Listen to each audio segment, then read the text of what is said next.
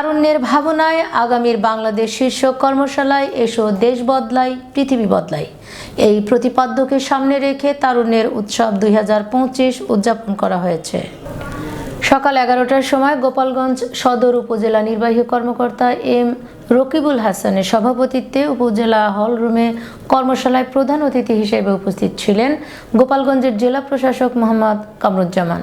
এ সময় উপস্থিত ছিলেন প্রেস ক্লাব গোপালগঞ্জের সভাপতি মোহাম্মদ জুবায়ের হোসেন, সদর উপজেলা বিএনপির সভাপতি শিকদার শহীদুল ইসলাম লেলিন, সদর উপজেলা সহকারী কমিশনার বাবলি শবনম, ছাত্র সমন্বয়ক জাহিদুল ইসলাম সহ বিভিন্ন দপ্তরের সরকারি কর্মকর্তা সহ বিভিন্ন স্কুলের ছাত্রছাত্রীগণ। এ সময় বক্তারা তারুণ্যের উৎসব 2025 সম্পর্কে বিভিন্ন দিক নির্দেশনামূলক তথ্য তুলে ধরেন।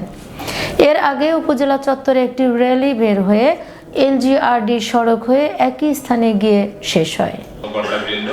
আমন্ত্রিত অতিথিবৃন্দ, আমার সুপ্রিয় শিক্ষার্থীবৃন্দ, বিভিন্ন স্কুল এবং কলেজের সম্মানিত শিক্ষক শিক্ষার্থীবৃন্দ, সাংবাদিকবৃন্দ এবং অন্যান্য উপস্থিতি, আসসালামু আলাইকুম, শুভ অপরাহ্ন।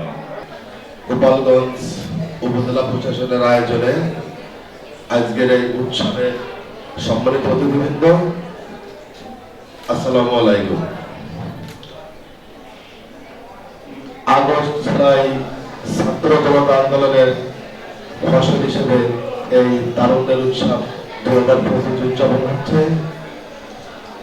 71 সালে বাংলাদেশ যেমন স্বাধীন করেছিল আমাদের লাখো জনতা শহীদের রক্তের বিনিময়ে, এখানে লাখো জনতা শহীদের রক্তের বিনিময় না হলেও কয়েকজনের রক্তের বিনিময়ে এবং অনেকে পঙ্গু হয়েছেন, যে কথাগুলো সমন্বয় হয় প্রায় 1000-এর উপরে।